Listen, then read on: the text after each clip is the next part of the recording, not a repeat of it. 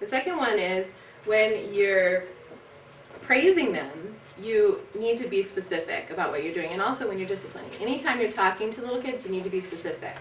If you're just saying, oh, good job, or, you know, just general things like that, you want to tell them, like, wow, I saw you go over, or what were you talking about, a forward roll? When they do the first, I saw you tuck your chin.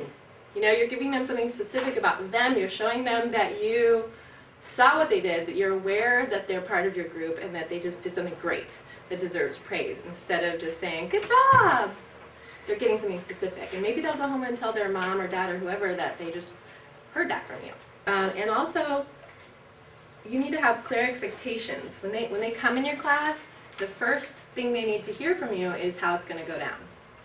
Because if they don't have clear expectations, if they cannot understand how the class is going to go, you're going to have more discipline issues than you really need or want.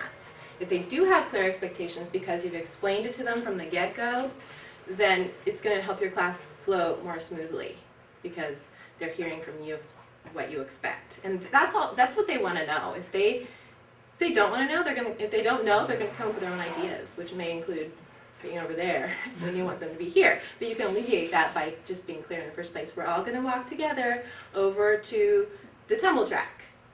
And then, you know, you don't have to give like your whole lineup for the whole 45 minutes or whatever, but you can give them, like, here's basically how it's going to go. Because the more they come, also routine is going to set in for them, and they're going to know that every time they come, they can trust that it's going to go this way.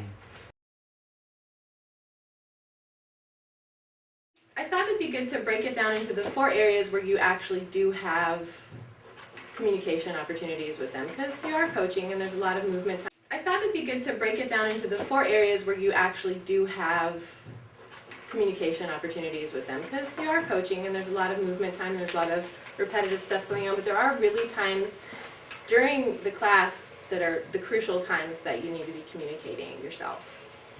So when you're welcoming kids, it's a good idea to be down at their level, you know, and also making sure that your eyes meet theirs. Every kid, if they're there late, you don't have to stop everything you're doing to give them the same welcome that everyone got when they got there, but you can give them like a wink or whatever.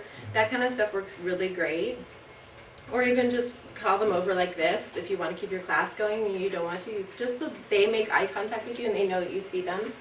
And when you're welcoming them, you want to try not to say, you want to try to say things that are special, but try to stay away from appearance or things like that. Like you could say, hey, did you get taller? But you might not want to say, oh, I love your pretty pink tutu, because then it's about you and it's about them impressing you instead of something specific about them and who they are. Which those things, we do it all the time. You know, oh, I love that, or oh, I think your hair looks cute today. And then what if one day you don't say that? They go, man, Coach Jessica didn't like my hair today. You know, and then seriously, I know it sounds kind of not like a big deal, but for some kids it really is. So when you're welcoming them, your comments need to stay non-judgmental.